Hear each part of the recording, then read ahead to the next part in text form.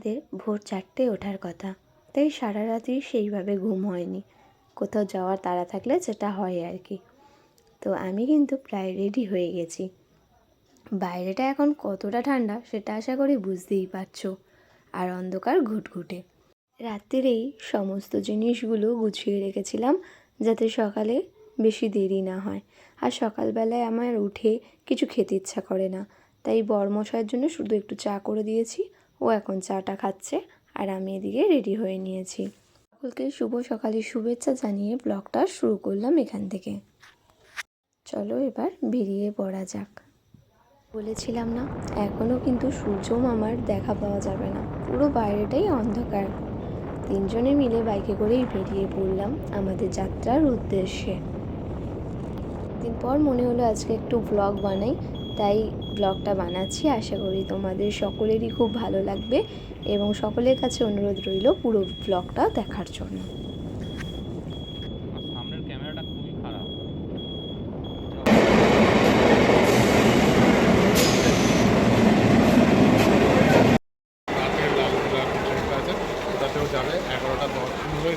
ঘুম ভাঙছে না, হাই করে দে। হ্যালো করে দে।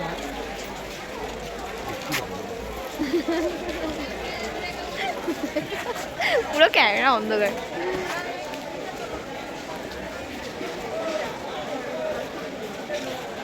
কুয়াশায় ভরা পরিবেশটাকে উপভোগ করতে করতে চললাম একটু ঘুরু ঘুরু অনেক দূরে। প্রত্যেক বছরই একবার হলেও দীঘা যাওয়া চাই, যতবারই যাই না কেন মন ভরে না। তবে এই বছর দীঘা নয়, অথচ সমুদ্রের ধার, একটা নির্জন এলাকা। সেই জায়গাটাও খারাপ নয়, অনেকেরই পছন্দের। তাই আজকে ভোর ভোর বেরিয়ে পড়লাম সেখানে যাওয়ার জন্য। তাই সেখানে যাওয়ার জন্যে শিয়ালদা থেকে নামখানা লোকাল ট্রেনে উঠে পড়লাম। আর ট্রেনে ওঠা মাত্রই কেনাকাটাও শুরু করে ফেললাম। নামখানা স্টেশন শুনে তোমরা বুঝতেই পারছো কোথায় যেতে চলেছি। ঠিক ধরেছ, মৌসুমি আইল্যান্ড, যেখানে দেখার কিছু নেই, তবে প্রিয় মানুষের সাথে একটা দিন একটা রাত কাটানোর জন্যে অনেক ভালো একটা জায়গা। তো তোমরা কারা কারা মৌসুমি আইল্যান্ড গেছো ঘুরতে অবশ্যই কমেন্টে আমাকে জানিও, এবং তোমাদের কেমন লেগেছে জায়গাটা। বাসেরও অপশান আছে, কিন্তু আমরা বাসের থেকে ট্রেন জার্নিটা বেশি পছন্দ করি।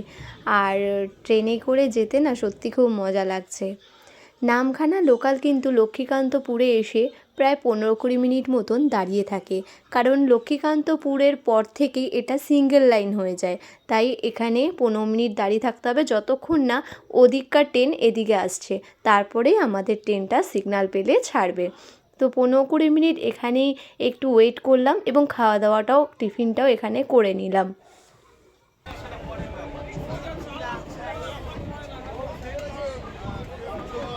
আমি প্রথমবার যাচ্ছি ছুটি কাটাতে। শিয়ালদা থেকে এক্সপ্রেস ট্রেন নেই, তাই লোকাল ট্রেনের ভিড় ঠেলতে ঠেলতে আর ট্রেনে ওঠার সমস্ত খাবার খেতে খেতে পৌঁছে যাচ্ছি নামখানা স্টেশন। শিয়ালদা থেকে 1 ঘন্টা ছাড়া ছাড়াই ট্রেন। তোমরা যতটা পারবে সকালের ট্রেন ধরার চেষ্টা করবে, তাহলে ভিড়টা অনেক কম পাবে। আমরা 5:20 ট্রেনটা ধরেছিলাম। ট্রেনে প্রায় 2.5 ঘন্টা মতন সময় লাগলো। ওটো ওটো 2.5 ঘন্টা হয়ে গেল।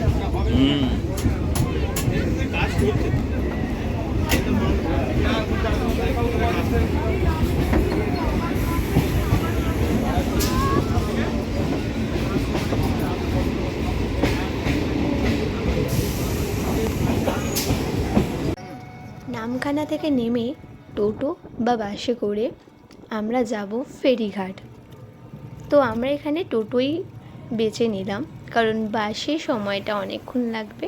টোটোটা একদম ফাঁকায় ফাঁকায় নিজেদের মতন রিজার্ভ করে চলে যাচ্ছি। আমাদের রিজার্ভ করতে মাথা পিছু 100 টাকা করে লেগেছে, আর যদি তোমরা শেয়ারে যাও তাহলে 60 টাকা করে নেয়।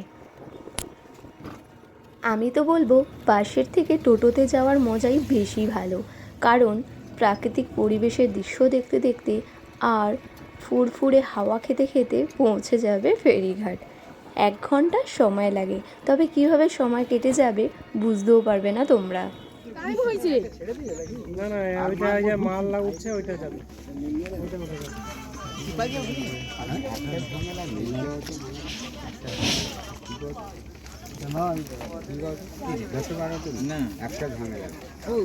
ভীমবাবু উঠে যাও। মজার ব্যাপার হলো এখানে আসার জন্যে আমরা 3টে জিনিসেরই মজা নিতে পেরেছি। 1, ট্রেনের মজা, 2, টোটোর মজা, আর 3 নম্বর নৌকার মজা। স্লিপ না, দড়িতে পা পড়লো।